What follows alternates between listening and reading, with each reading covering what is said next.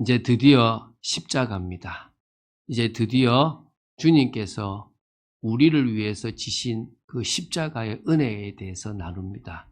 요거 하나를 오기 위해서 구약의 그 몇천 년의 역사와 예수님의 거의 32년, 이제 33년째 되는 그 해까지를 지금 다 집중하신 겁니다.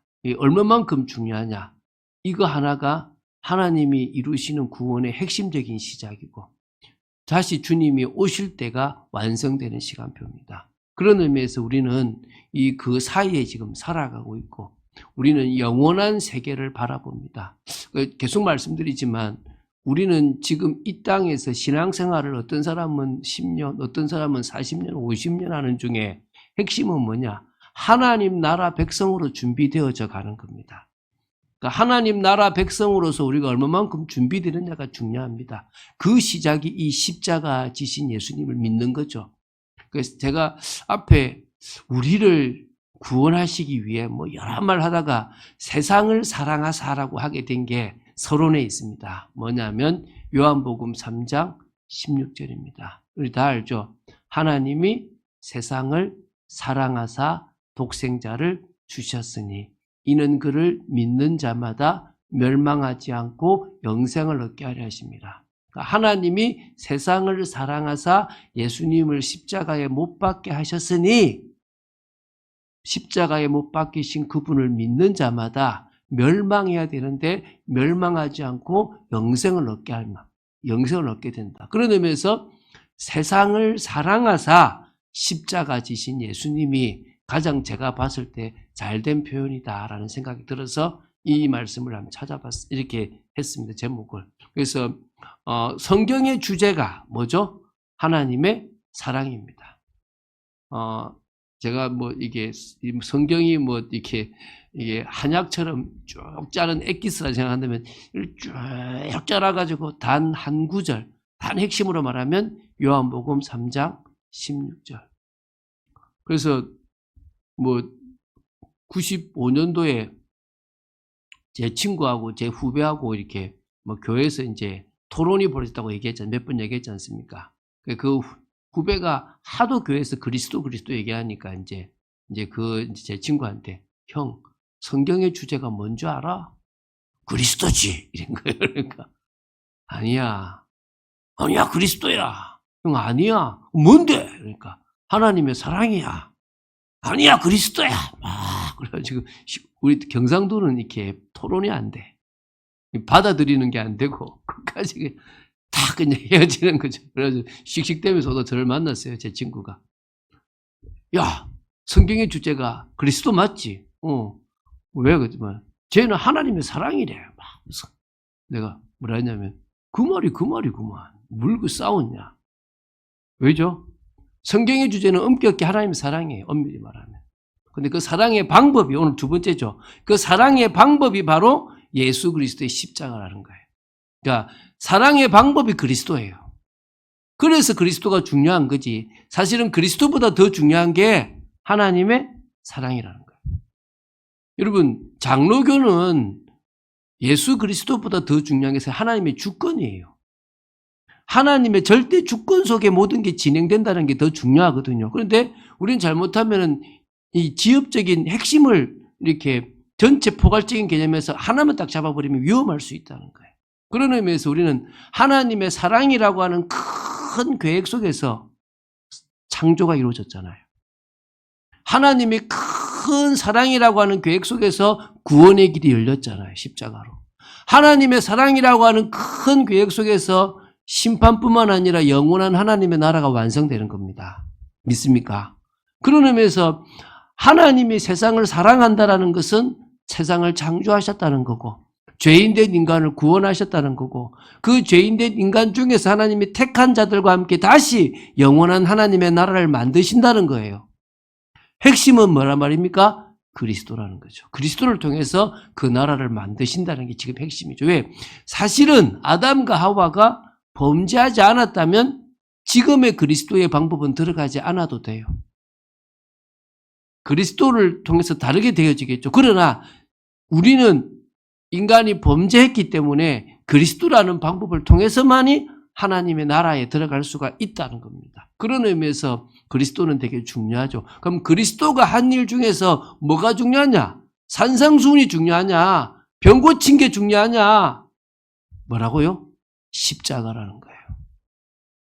산상수훈은 복음이 아닙니다. 병 고친 것도 복음이 아닙니다. 뭐가 복음이라고요? 십자가가 복음이라는 거예요. 우리는 잘못하면요, 예수님이 하셨던 모든 걸 복음으로 자꾸 오해할 수 있습니다. 예수님은 가장 율법에 충실한 사람으로, 가장 율법을 지키는 사람으로 오셔서 율법의 그 요구를 이루셨습니다. 그게 뭐라고요? 십자가예요. 오늘 이 십자가의 의미를 안다면 여러분 사복음서를 볼 때 새롭게 보여요. 여러분 이 누가복음은 이방인에게 준 메시지예요.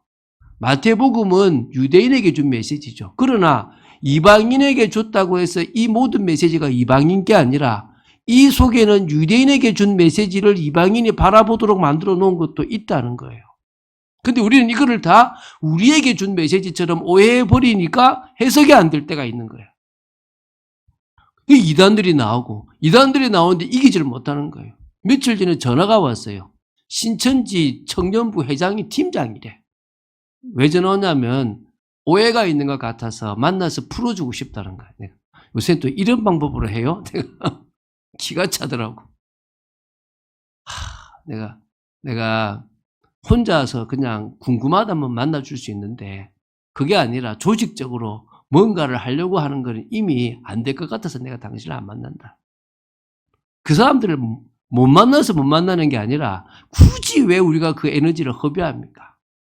그런데요, 그렇게 넘어질 만큼 기독교가 단단하게, 이 교회가 단단하게 말씀에 서 있지 못하다는 거예요. 우리는 단단하게 서서 2단이 아니라 3단, 4단이 온다 하더라도 흔들리지 말고 끝까지 믿음을 지키고 나아가야 될 줄로 믿습니다. 자, 그러면 보겠습니다. 우리를 구원하기 위한 예수님의 십자가예요. 좀 부제를 한다면 십자가 형벌의 시행 과정을 한번 보겠다는 거예요. 우리를 구원하기 위한 예수님의 십자가의 과정이 있어요. 앞에 뭐 재판 받는 거 빼고 딱 십자가형이 떨어지고 나서 반드시 시행되는 게 세 가지가 있어요. 다시 보면 십자가 형벌이라면 세 가지를 해야 되는 거예요. 첫 번째가 뭐라고요? 군병들로부터 매질을 맞는 거예요. 근데 사실 이 부분이 누가복음에는 빠졌어요. 왜 빠졌냐라고 이렇게 많은 학자들이 추정하기로는 이거를 보는 대상자가 이방인이고 로마인이라는 거예요. 근데 예수님을 십자가에 못 박은 대상이 누구죠? 로마인이잖아요. 매질한 존재도 누가 되는 겁니까? 로마인이 될 수 있으니까 조금 그 부분을 생략했다라고 보는 사람들도 있어요. 모르죠. 근데 중요한 것은 이거는 마태와 마가의 이 부분이 상세하게 기록되어 있습니다. 그래서 주로 조롱당하고 채찍질을 하는 거죠. 채찍질도 여러분 아시겠지만요, 이 정갈뼈가 있어가지고 이렇게 막 몸의 살점을 이렇게 뜯어내는 아주 심각한 그런 거예요. 자, 어디냐면 여러분 브라이도리온이라고 들어봤어요? 저는 몇 번 들었는데 잘 잊어먹었는데 예수님이 채찍에 맞은 곳이 관정이라고 하는데 그 관정을 좀 뭡니까? 헬라어로 말하면 브라이도리온이에요. 브라이도리온이라는 게 마가복음 15장에 16절에 보면은 브라이도리온 뜰 안에서 이게 이제 관정이라고 하는데 관정 뜰 안에 이제 들어가서 맞았는데 온 군대를 다 모집했어요. 모집한 상태에서 예수님이 옷을 벗겼어요. 옷을 벗기고 홍포라고도 하는데 자색 옷이에요. 왜 자색 옷을 입히냐면 왕이 입는 옷입니다. 그래서 홍포 붉은 옷, 자색 옷을 입힌 거죠. 입히고 어떻게 하죠? 머리에 관을 씌워야 되잖아요. 가시관을 머리에 씌워요. 그럼 또 뭐가 필요합니까? 규가 필요해요. 규. 규가 뭔지 알죠? 이렇게 지팡이. 옛날에는 홀이고 지금은 규가 되는데요. 갈대를 하나 꺾어가지고, 야, 가져와. 그래가지고 손에 쥐는 거야. 뭐죠? 그래서 그 앞에서 온 로마 군인들이 유대인의 왕이여 평안할지어다 하고 희롱을 하는 거예요. 희롱을 하고 나서 다시 와서 침을 뱉고 갈대를 뺏어가지고 머리를 치고 또 침을 뱉고 이런 과정들을 하면서 또 채찍으로 막 치면서 이제 결국은 다시 이제 뭡니까? 옷을 입혀가지고 십자가를 지고 끌고 가는 거예요. 그래서 예수님 앞에 먼저 했던 게 뭐라고요? 군병들의 매질이에요. 이거를 가장 잘 표현한 영화가 있죠. 뭡니까? 패션 오브 크라이스트. 그러니까 이 사람은 캐톨릭 신자예요. 멜 깁슨이라고 하는 영화 배우가 감독이 돼서 이 영화를 찍었어요.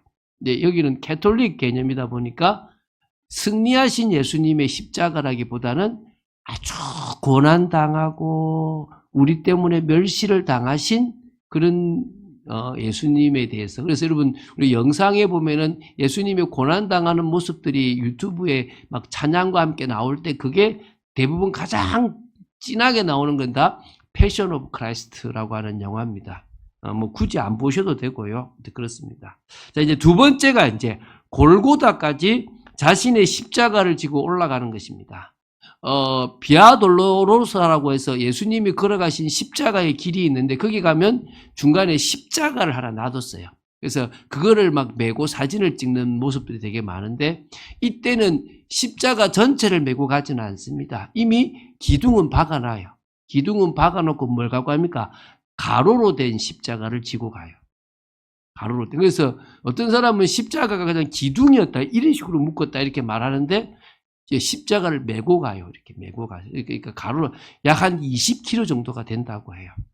20km가 되는 거를 이렇게 메고 가는데 그 거리가 꽤 돼요. 여러분 다음에 한번 이게 로마 관정이라고 하는 브라이도리온에서 쭉 골고다까지 가는 길을 한번 가보면 꽤 길어요. 그 길을 20km가 되는 걸 이렇게 메고 가는데 지고 가르죠.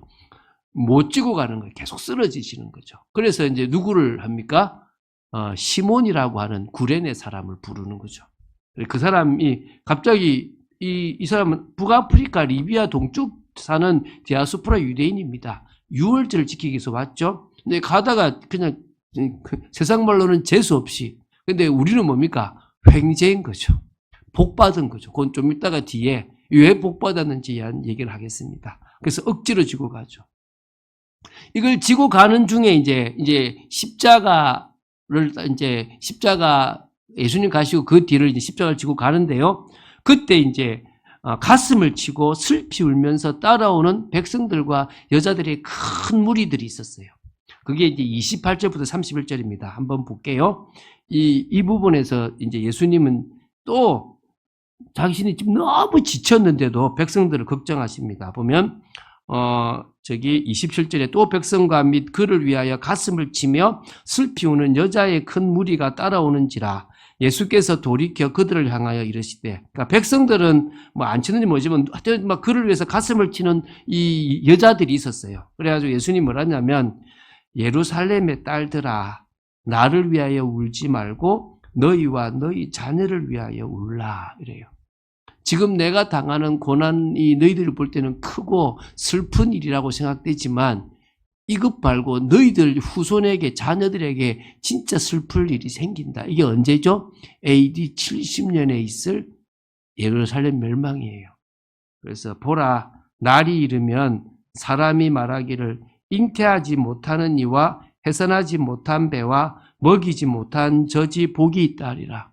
이게 말세 때 그 종말 때 일어날 일까지 포함된지는 모르겠어요. 그러나 그냥 AD 70년으로만 봐도 내가 아들을 낳지 않은 게 복이라고 알고 내가 갓난 아이 같은 게 없는 게 복이라고 하는 거예요. 왜? 전쟁에 나가 죽고 칼 맞아 죽을 거라는 거예요. 디도 장군이 완전 싹 쓸어버리거든요. 여기를.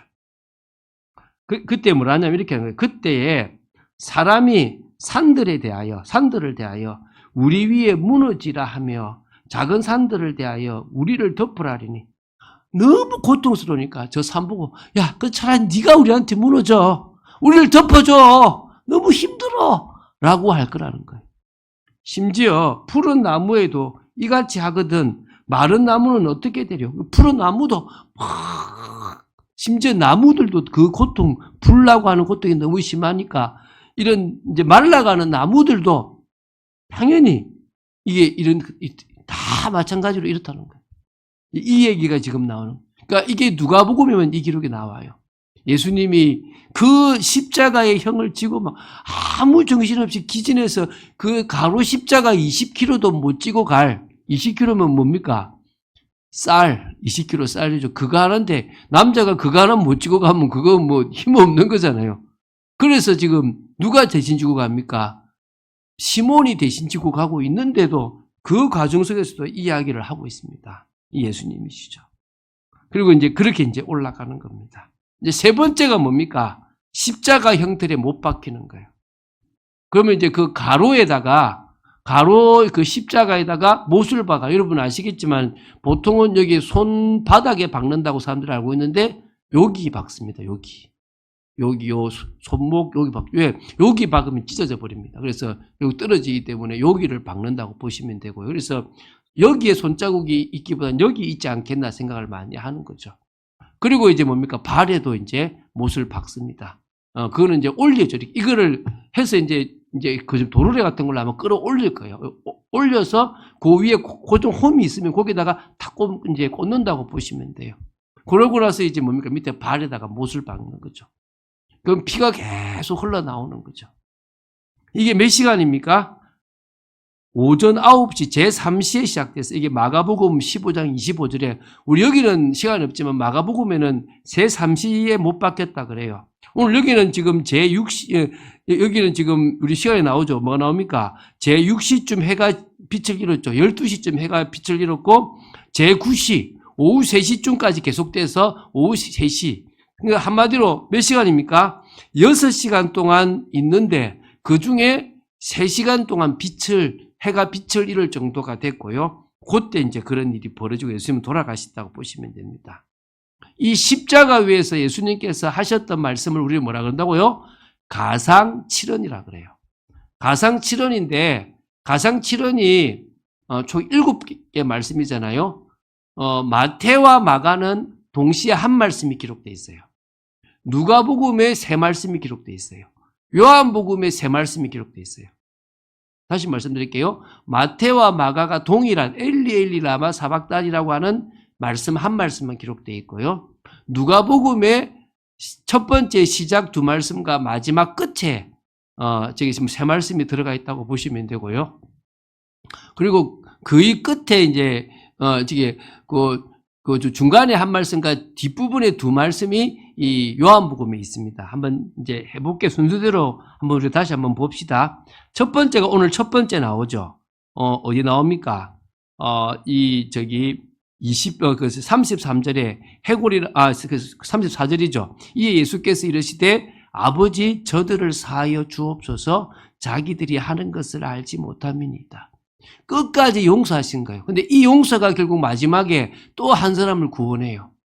이렇게 많은 사람을 구원했겠지만 이 용서, 저들이 지금 하고 있는 저 악행 비웃고 옷도 빼앗고 하는 저 모습들을 저 자기들이 모릅니다 라고 용서를 구하는 모습이 첫 번째 나와요. 이제 두 번째가 이제 오늘 이제 두 행악자가 같이 못 박혔잖아요. 그죠? 그 부분에 대한 것입니다. 그래서 이제 같이 예수님 박힐 때 두 행악자 같이 끌려와서 같이 박혔는데요. 이제 이 골고다라는 곳에 박혔잖아요. 그때 이제 한 사람이 주여 당신의 나라에 임하실 때 나를 기억해 달라고 할 때 네가 오늘 나와 함께 뭐요? 낙원에 있을 것이다 라고 하는 말씀이 이제 두 번째 말씀이죠.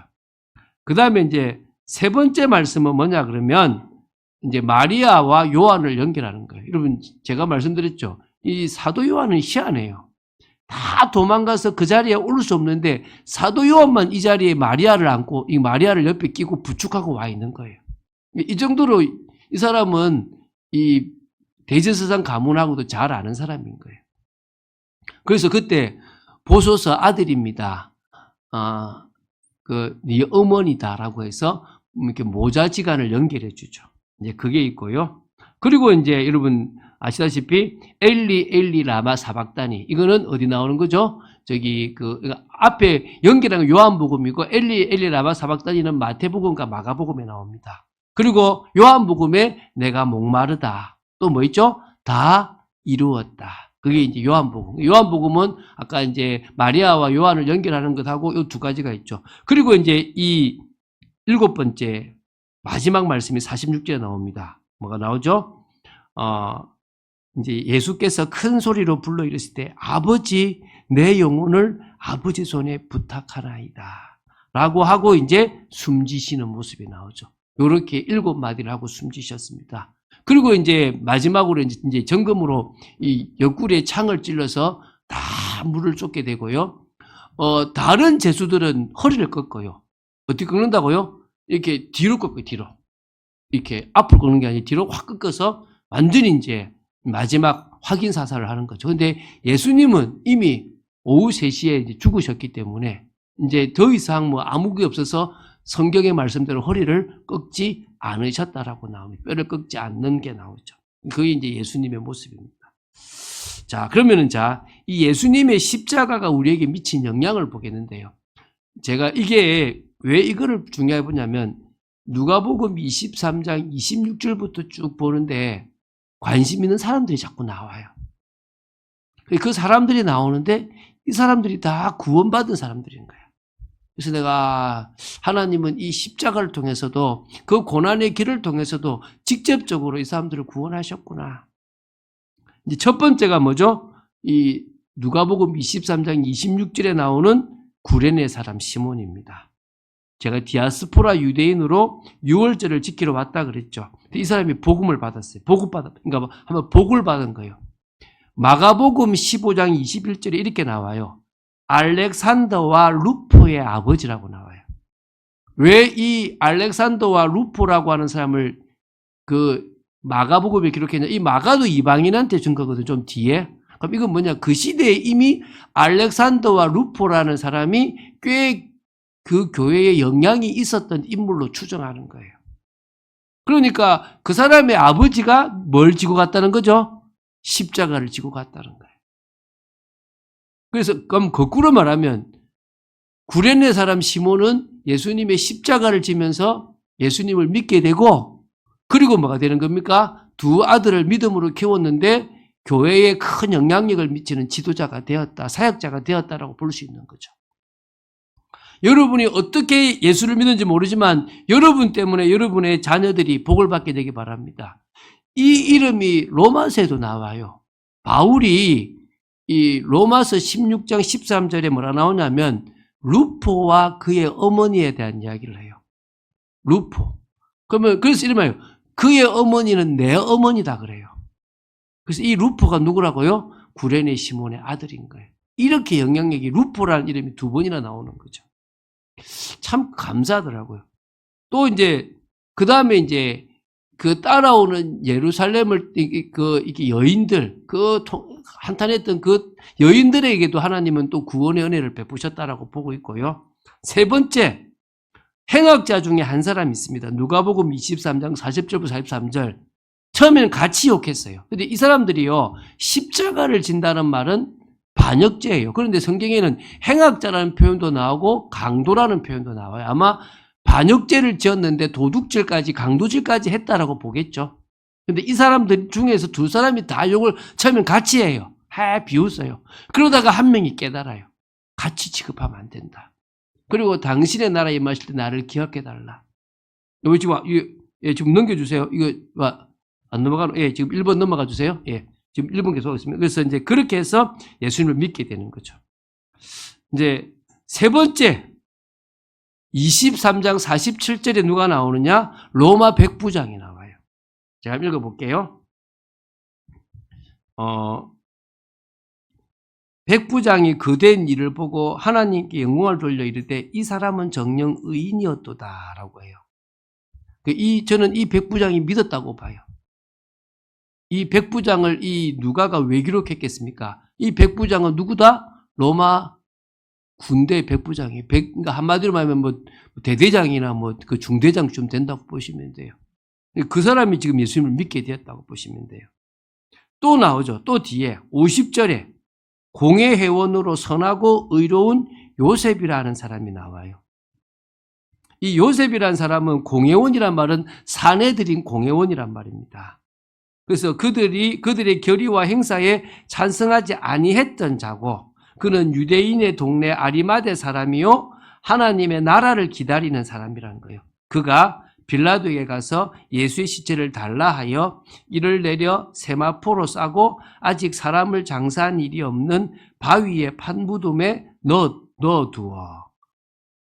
여러분, 제가 이렇게 그 당시에 예수님이 십자가에 못 박혀 섰을 것 같은 장소를 이렇게 추정한 위치를 봤거든요.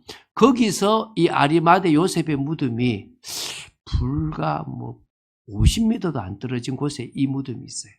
거기에 묻혔을 거다라고 추정을 해요. 그 위치를 이렇게, 그러니까 거기 된. 근데 이 일을 도왔던 인물이 이 누가복음에는 안 나오는데 요한복음에 나와요. 누구냐? 니고데모.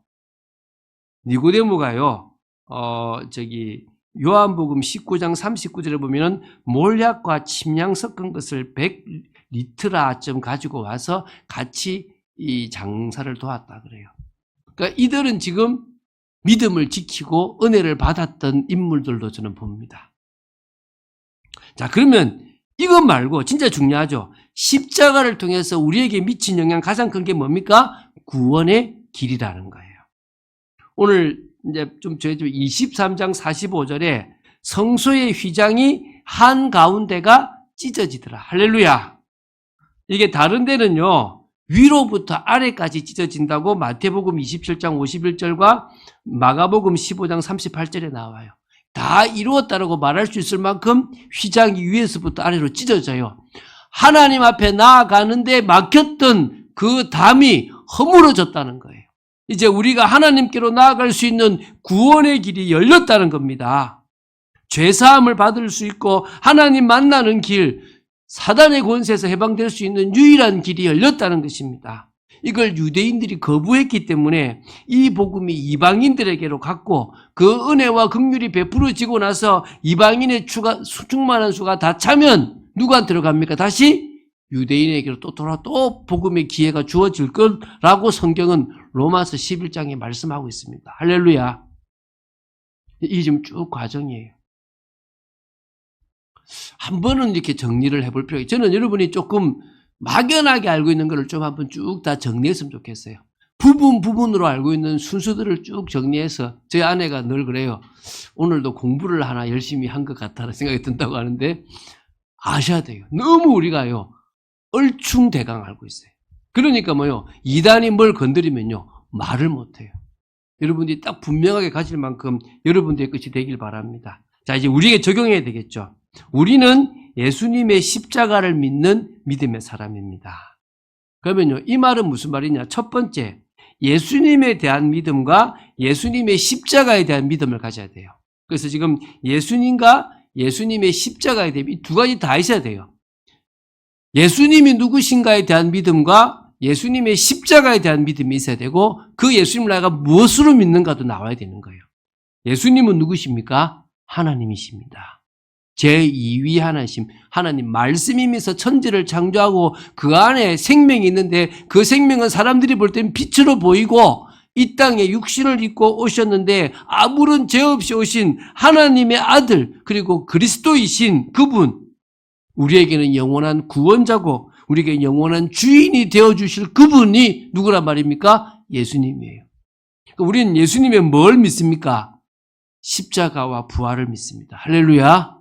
그 십자가와 부활을 통해서 죄 문제를 해결하고 우리를 사단의 손에서 건지시고 지옥의 건지에서 건지셔서 하나님 만나는 길을 여신 오직 그리스도만을 나의 주, 나의 하나님으로 믿습니다. 믿습니까? 그래서 오늘 이것에 대한 믿음이 분명해야 돼요.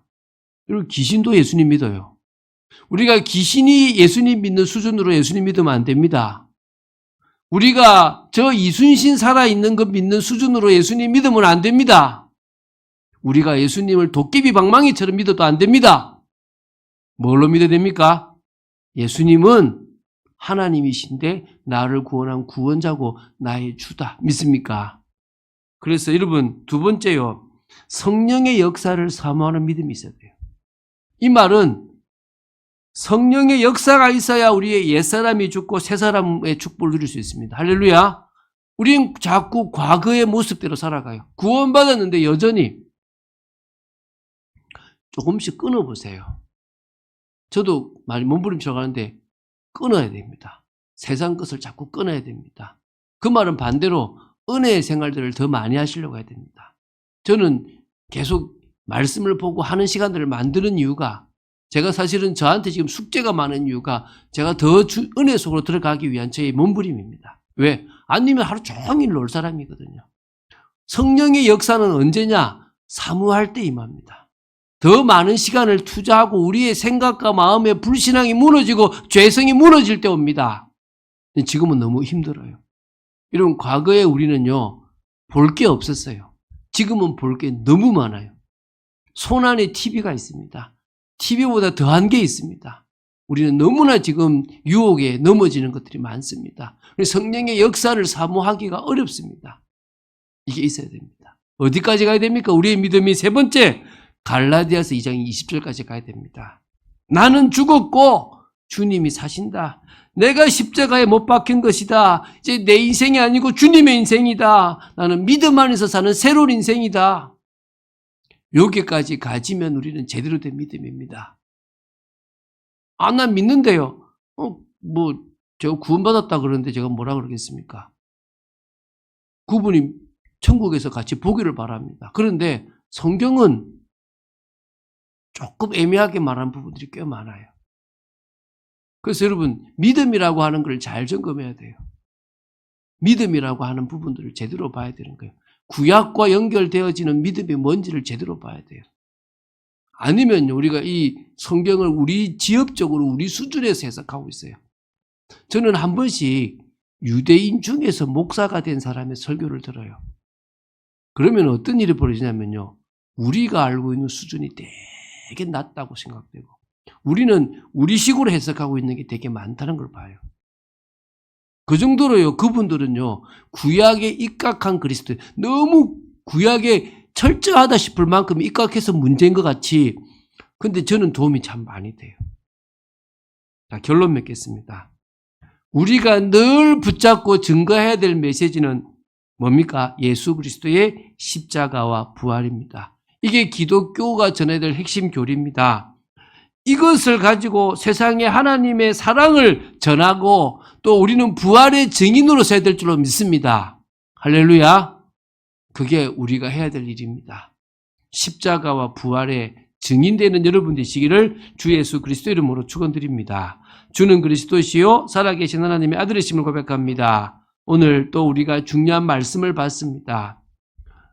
세상을 사랑하사 십자가 지신 예수님, 세상을 사랑하사 예수 그리스도를 이 땅에 못 박게 하신 하나님의 사랑, 그 사랑을 오늘 저희들이 기억하고 붙잡고 믿음으로 나아가기를 원합니다. 예수님은 나의 주요, 나의 하나님이시고 이제는 나는 갈라디아서 2장 20절의 삶을 살아가려고 합니다. 그 고백이 늘 저희들에게 있기를 간절히 소원합니다. 주 예수 그리스도 이름으로 기도드립니다.